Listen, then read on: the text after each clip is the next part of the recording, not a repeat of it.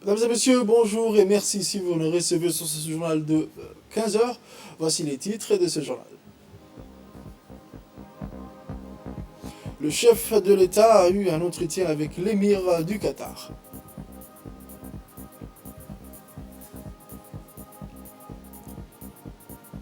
Votre actualité nationale, la mise en service des nouveaux taxis aéroportières.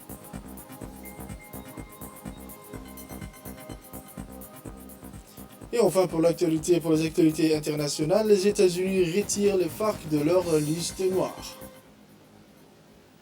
Merci encore, mesdames et messieurs, de nous rejoindre sur cette édition. Le journal au complet à présent. Comme mentionné dans les titres, le président de la République, son Excellence M. Ismaël Omar Guelleh, et l'émir du Qatar, Cheikh Tamim Ben Hamad El Thani, ont, dans une audience au sommet point d'orgue de la visite du 48 heures qu'effectuait depuis hier le chef de l'État djiboutien à Doha, fait état de leur volonté conjointe de propulser une dynamique nouvelle aux relations d'échange et de solidarité entre les deux pays et les deux peuples frères. Au cours de cet entretien, qui eut lieu ce mardi au palais royal de Doha, le chef de l'État et l'émir du Qatar ont émis les instructions nécessaires à la réalisation d'un rythme efficient d'exécution de partenariats stratégiques et étendu à tous les secteurs d'activité économique et sociale dans les deux pays et les deux peuples. Ils se sont également prononcés en faveur du renforcement des cadres d'interaction, de concertation et de dialogue entre les deux pays en vue d'identifier des pôles nouveaux de coopération mutuelle bénéfiques pour les deux États, les deux populations. Sur ce point précis, les consignes d'or est déjà données assignent les chefs de la diplomatie de Djibouti et du Qatar d'instaurer dans leurs pays respectifs des comités multisectoriels chargés d'élaborer des projets fructueux de coopération entre les deux nations, notamment dans le domaine des investissements. L'audience entre le président Guelleh et l'émir Tamim Ben Hamad El Thani servit par ailleurs d'opportunité à l'évocation de plusieurs autres thématiques d'intérêt commun pour les deux nations et portant sur des problématiques à l'ordre du jour, aussi bien dans le monde arabe qu'à l'échelle internationale. A noter qu'à l'issue de ces entretiens, le chef de l'État a invité l'émir du Qatar à effectuer une visite officielle à Djibouti. La République de Djibouti et l'État du Qatar entretiennent des relations privilégiées, fruits des liens anciens, tissés par le fil de l'histoire, de la culture, de la souscription commune à un socle important de valeurs. Le ministre des Affaires étrangères et de la coopération internationale, M. Mohamed Ali Youssouf, l'ambassadeur de la République de Djibouti auprès de l'État du Qatar, son Excellence Dayib Doubab Roble, et le directeur du département arabe du ministère des Affaires étrangères et de la coopération internationale, M. Mohamed Ali, accompagnent le président de la République, son Excellence M. Ismaël Guelleh. Autre actualité mentionnée dans les titres sous le haut patronage du Premier ministre, son Excellence M. Abdelkader Kabel Mohamed, le syndicat des propriétaires des taxis en présence de leurs partenaires ont inauguré aujourd'hui les taxis aéroportuaires. Première à Djibouti pour cette initiative novatrice, ces taxis aéroportières s'inscrivent dans le cadre d'une redynamisation globale de ce secteur de transport urbain, selon le président du syndicat des propriétaires du taxi, M. Moussa Hussein Idriss, qui estime son souhait d'élargir ce programme à l'ensemble de la mobilité urbaine à la ville. Ce nouveau taxi de marque Toyota Rush sont au nombre de 21 véhicules, répond aux normes internationales de luxe et de confort de taxis aéroportières, équipés de la connexion Internet sans fil et sont destinés à l'usage exclusif à l'aéroport international de Djibouti. Ils ont été financés par le Fonds de garantie partielle en étroite collaboration avec l'Exim Bank et la douane. La mise en service de ces nouveaux taxis aéroportaires devrait améliorer la qualité d'accueil des visiteurs et des touristes étrangers, selon le ministre de l'Économie et des Finances. Rappelons que cette action novatrice sans précédent est une initiative du président de la République, son Excellence M. Ismaël Omar Guelleh, pour moderniser le transport urbain, en premier lieu les taxis aéroportières. A noter également dans ces actions nobles, le parc du taxi de l'aéroport a été réhabilité. La cérémonie de remise des clés s'est déroulée en présence du ministre de l'Économie et des Finances, M. Ilyes Moussatawale, du directeur général d'Air Djibouti, M. Abdelrahman Ali, et le président des syndicats des taxis, Moussa Hussein Idriss, et la maire de la ville de Djibouti, Mme Fatima Awale Osman. Le directeur général de l'Exim Bank et le directeur de la douane ont également pris part. Ces derniers sont des partenaires officiels qui ont énormément contribué à la réalisation de ce projet. Des membres du gouvernement, des hauts responsables civils et militaires ont également participé.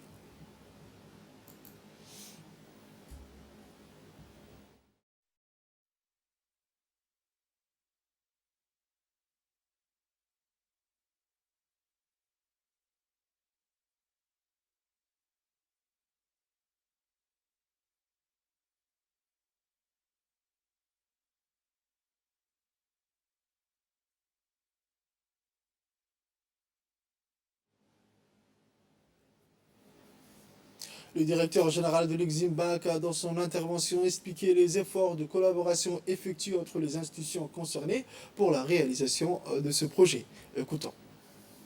Le projet que vous voyez ici est le fruit de la vision du chef de l'État qui a voulu doter de notre aéroport d'un système de transport qui est aux normes internationales.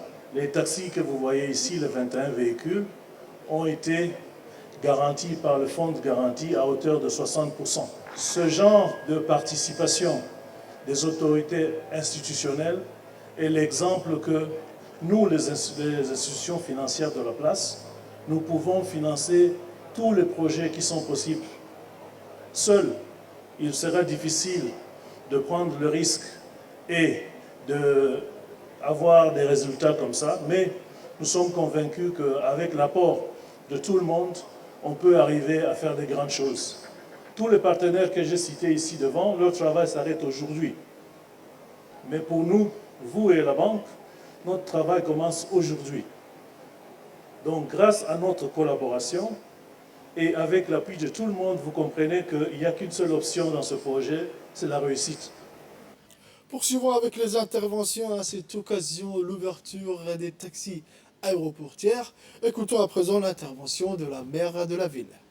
Je suis particulièrement heureux ce matin, car la cérémonie qui nous réunit constitue non seulement une étape importante dans le processus de modernisation du sous-secteur de transport terrestre, mais elle marque surtout la volonté de transformer la première vitrine de notre pays à travers l'amélioration de la mobilité urbaine.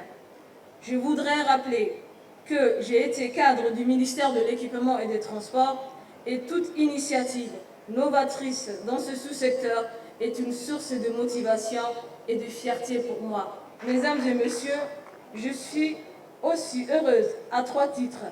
En premier lieu, je note d'abord que la mise en service de la société de taxi aéroportière de ce jour contribue à l'amélioration de la mobilité urbaine et des services offerts à nos concitoyens et à nos visiteurs dans notre capitale.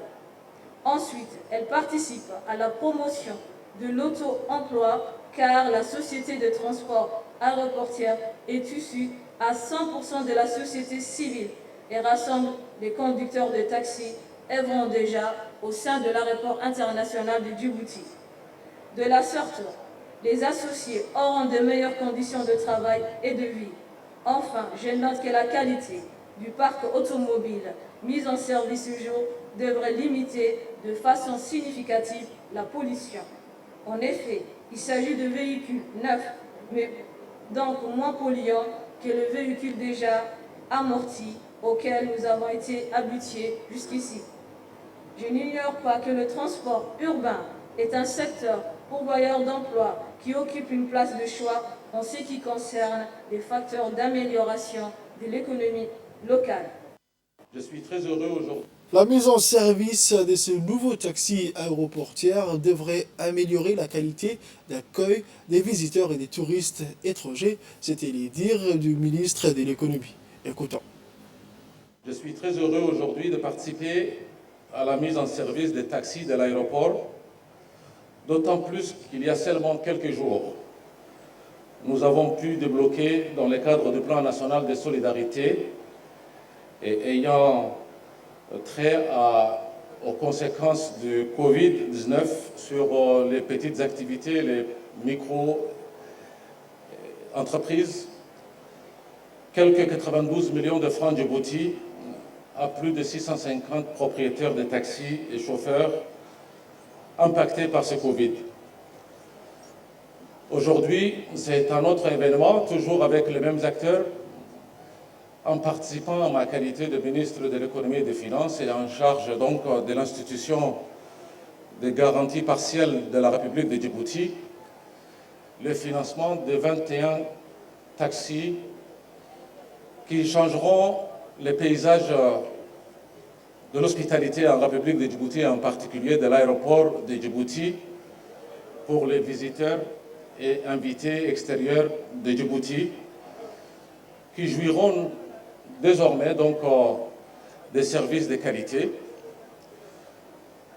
De façon plus générale, dans le cadre de notre stratégie nationale de développement, appelée Djibouti ici, récemment donc adoptée en Conseil des ministres, le secteur du tourisme et son développement sera un des principaux secteurs de concentration dans notre programme de diversification économique et donc des opportunités d'emploi offertes à nos compatriotes.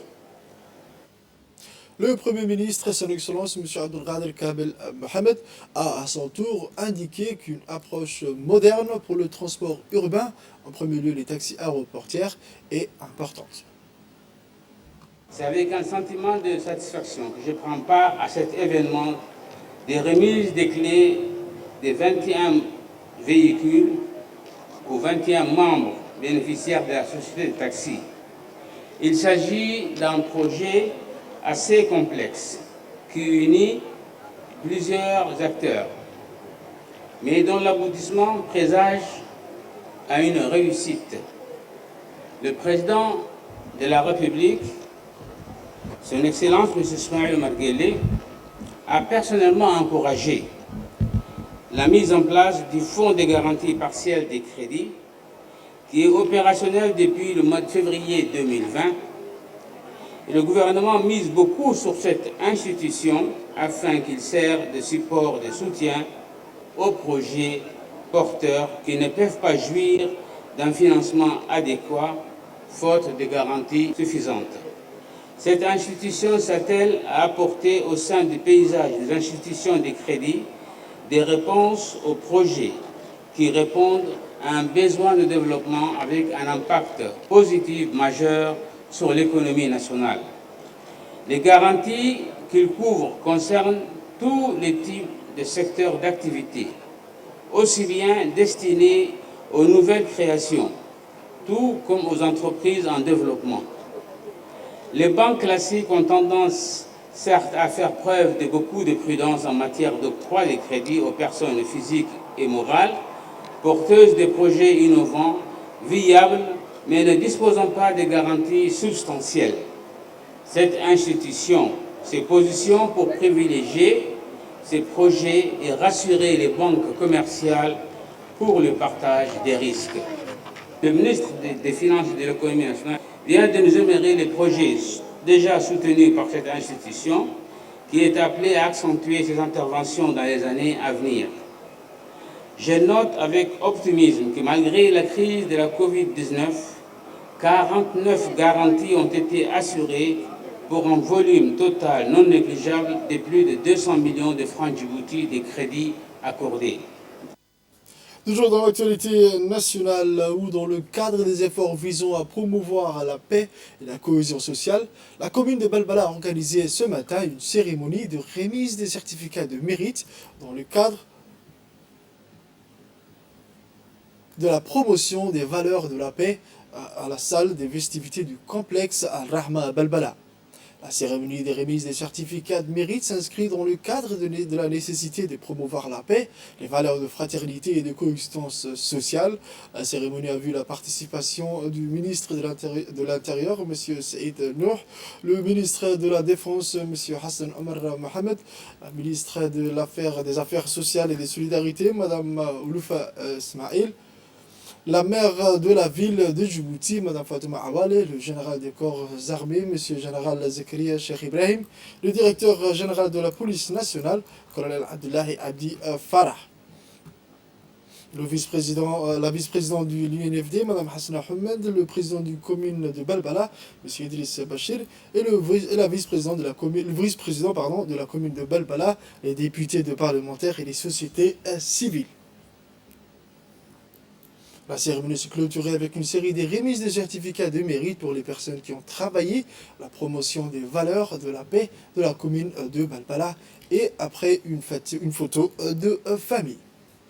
Toujours dans l'actualité nationale, à l'instar du monde entier à Djibouti, la journée mondiale contre le sida de ce 1er décembre 2021 a été célébrée autour d'un atelier qui s'est tenu à l'hôpital Pelletier, impliquant le ministre de la Santé, Dr Ahmed Roble, le représentant de l'ONU-SIDA, M. Farhad Hassan, la représentante du PNUD, Mme Emma, la représentante de l'UNICEF, Mme Melva Johnson, et la représentante de l'OMS, Dr Neholt, la représentante de l'IOM, Mme Stéphanie, et plusieurs médecins référents et des hauts cadres du département de la santé.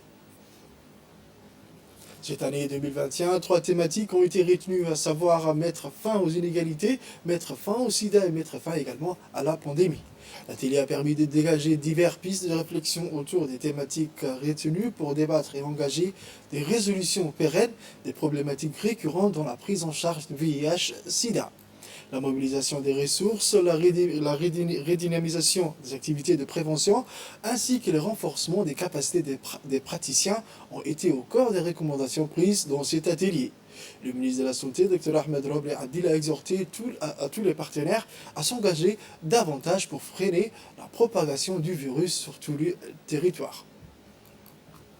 Le représentant de l'ONU-SIDA a rappelé l'engagement de son organisation aux côtés du département de la santé à œuvrer dans la lutte contre la pandémie du VIH-Sida. Écoutons. Aujourd'hui, l'engagement de mettre fin au sida à l'horizon 2030 est en retard. Ce retard n'est pas imputable à un manque de connaissances ou d'outils pour vaincre le sida, mais à des inégalités structurelles qui entravent les solutions efficaces de prévention et de traitement au VIH. Les inégalités économiques, sociales, culturelles et juridiques doivent prendre fin de toute urgence si nous voulons éradiquer le sida d'ici 2030. En effet, lutter contre les inégalités n'est pas une promesse nouvelle, mais l'urgence n'a fait que s'accroître. En 2015, tous les pays ont promis de les réduire au niveau mondial et international dans le cadre des objectifs de développement durable. Par ailleurs, l'éradication des inégalités est au cœur de la stratégie mondiale contre le sida 2021-2026. Mettre fin aux inégalités, mettre fin au sida et au centre de la déclaration politique sur le VIH adoptée lors de la réunion de haut niveau des Nations Unies sur le VIH-Sida en 2021, où vous avez participé, Monsieur le Ministre. Pour sa part, le ministre de la Santé, Dr Ahmed Roble Abdili, a exprimé ses vivants encouragements à tous les acteurs de lutte contre le VIH, en les exhortant à préserver davantage. Écoutons le ministre de la Santé. Il y a une féminisation, vous l'avez dit, de l'épidémie, avec un sexe ratio femmes-hommes de 2,4%, et une épidémie qui concerne beaucoup plus les jeunes, c'est-à-dire entre 15 à 24 ans. Chez les femmes enceintes, nous avons une hétérogénéité de l'épidémie, essentiellement concentrée dans la tranche d'âge de 20 à 34 ans, et surtout au milieu urbain. Alors pour atteindre cet objectif de zéro nouvelle infection, zéro discrimination et zéro décès lié au VIH, ce sont les fameux 90, 90 et 90. Il faut que toute personne connaisse son statut sérologique. C'est ça qui est important. Les services de dépistage, donc pour cela, volontaires et confidentiels, sont disponibles dans toutes les structures sanitaires de notre pays. Et notre politique de dépistage est basée sur le respect des principes de consentement éclairé et de confidentialité assurée. Maintenant, l'accès universel à la prévention, au traitement et aux soins donc, est accessible et valable à toute personne, quelle que soit son identité, quelle que soit sa nationalité, sa façon de vivre, ses activités. C'est une approche qui est basée sur le respect des droits humains et l'unique moyen donc de parvenir à un accès universel à la prévention mais aussi aux soins. Cette semaine donc est consacrée à l'organisation de diverses activités de dépistage, de prévention. Je souhaite qu'on n'organise pas seulement une semaine, mais que ce soit vraiment des activités pérennes. Le secrétaire d'État chargé des sports a reçu ce matin en audience l'ambassadeur de Cuba à Djibouti, M. Marcelo Torres, dans le but de voir un nouveau cadre de coopération pour les deux pays. Cette rencontre portait essentiellement sur le domaine d'échange entre Djibouti et Cuba. L'ambassadeur s'est entretenu avec le département conformément. La présence de Cuba à Djibouti s'est fait ressentir dans le domaine du sport. Comme l'a indiqué Marcelo, depuis plusieurs années, une coopération fructueuse s'est tissée entre les deux pays, notamment sur les relations sportives. La présence des entraîneurs cubains aux côtés de la jeunesse djiboutienne est de mise, notamment dans les domaines du handball, de l'athlétisme et du fitness, où ils apportent leur contribution à l'avancée de ces disciplines. Dans ce nouveau cadre coopératif, les disciplines restent encore à définir. Cuba pourrait intervenir dans divers domaines, soit dans le cadre des formations, encore d'échanges d'expériences. Ceci, Djibouti qui donne la possibilité aux représentations diplomatiques des pays présents sur son sol de s'intégrer et de s'impliquer dans les collectivités, aurait énormément à gagner de cette contribution cubaine. À présent, sous l'égide de la Banque centrale, le comité national du Sharia a organisé hier au centre Salam de formation des recherches et des consultations au symposium scientifique sur la finance islamique entre théorie et pratique, Djibouti comme un commun modèle.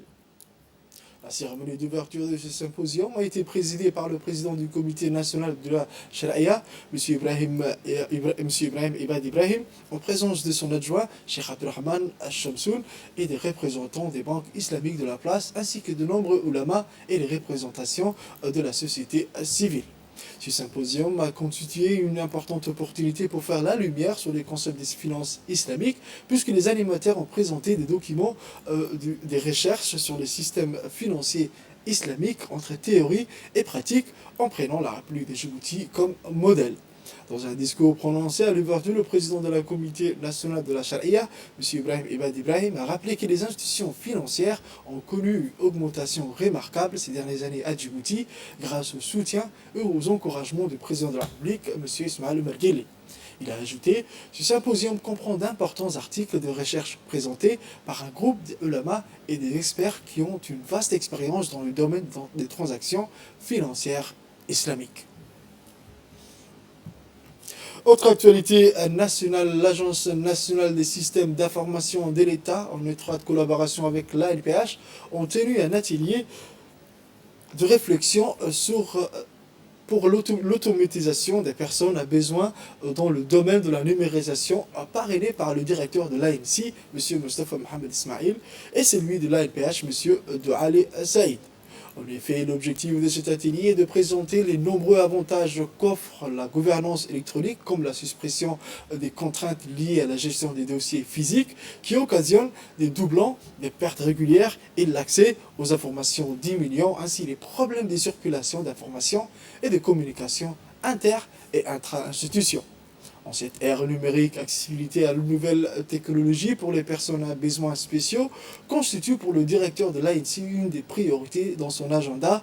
De son côté, le directeur de l'ANPH s'est dit ravi des efforts du directeur de l'Agence nationale des systèmes d'information de l'État et son staff et aspire à une collaboration pérenne et fructueuse afin d'offrir des prestations fluides et bénéficiaires.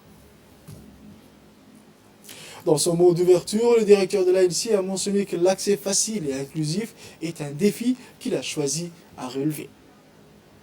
L'atelier d'aujourd'hui s'inscrit dans le cadre de la 3e édition de la Semaine nationale du handicap, entamée par l'ANPH depuis le 22 novembre 2021. Il est important de souligner à ce titre que la transformation numérique constitue aujourd'hui une priorité, une préoccupation du président de la République, son Excellence M. Ismaël Marguerite. Et l'ANSI se voit confier cette lourde mission de modernisation des services publics. À cet effet, et en partenariat avec l'ANPH, depuis sa création en 2018, L'ANSSI joue le rôle de support et contribue à son échelle au levier de l'accessibilité des personnes en situation de handicap aux avancées technologiques. En cette ère numérique, l'accessibilité aux nouvelles technologies pour les personnes à besoins spéciaux constitue un véritable défi. Un défi car l'écosystème numérique doit être accessible, doit être utilisable et inclusif, notamment pour les personnes ayant un handicap. Sport à présent, où ce lundi, pour souffler sa première bougie, la piscine nationale a organisé une journée porte ouverte. C'était l'occasion pour de nombreux jeunes, moins jeunes et enfants de découvrir les activités proposées par les professionnels du domaine. La journée a démarré par une visite de la piscine, puis des animations variées dans les bassins avec séances d'aquabike, stands de présentation et découverte des activités de clubs de natation, plongée, aquagym et apnée. La journée a vu la participation du gestionnaire de la piscine et président de la fédération de la plongée subaquatique, M. Ibrahim Mohamed, et celui de la fédération de la natation, M. Ali Adabo, ainsi que plusieurs membres des fédérations respectives, et sans oublier les parents d'élèves.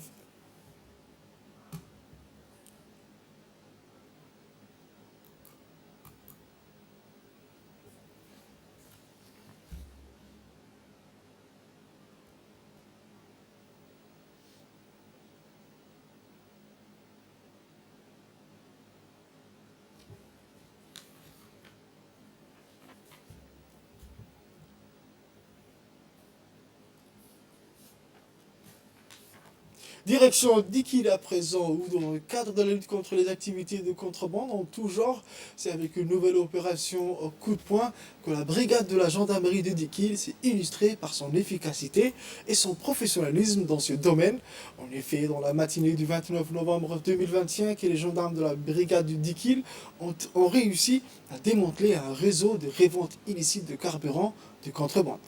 Suite à l'exploitation d'informations concordantes, les enquêteurs ont ciblé un point de revente illégale, ainsi les perquisitions menées dans une gargote située ici sur le bas-côté de la route a permis de découvrir des produits d'origine illégale et destinés à la vente clandestine. Il a été découvert 36 jerrycans d'essence de 25 litres, 34 jerrycans de gazole de 25 litres ainsi qu'un baril de 200 litres de diesel. Ces opérations s'inscrivent dans le plan d'action de la gendarmerie de Djibouti en vue de freiner les activités souterraines portant atteinte à l'économie nationale. L'ensemble des personnes impliquées ont été présentées devant la justice pour être incarcérées à la prison de Gabod. Actualité internationale à présent, comme mentionné dans les titres, les États-Unis ont retiré les FARC de leur liste noire des organisations terroristes étrangères. Cela permet aux responsables américains de travailler avec les ex-rebelles des forces armées révolutionnaires de Colombie qui se sont engagés dans la vie politique. Cette décision intervient quelques jours après que les rebelles marxistes et le gouvernement colombien ont célébré le 5e anniversaire d'un accord de paix qui a mis fin à 6 décennies de violence en Colombie. Le département d'État révoque la désignation des FARC en tant qu'organisation terroriste étrangère, a déclaré le secrétaire d'État américain Anthony Blinken dans un communiqué. À la suite d'un accord de paix de 2016 avec le gouvernement colombien, les FARC ont été officiellement dissous et désarmés et n'existent plus autant qu'organisation unifiée se livrant au terrorisme ou à des activités terroristes. C'est tout pour cette édition de 15h, mesdames et messieurs. Merci à vous de l'avoir suivi et restez avec nous pour la suite du programme.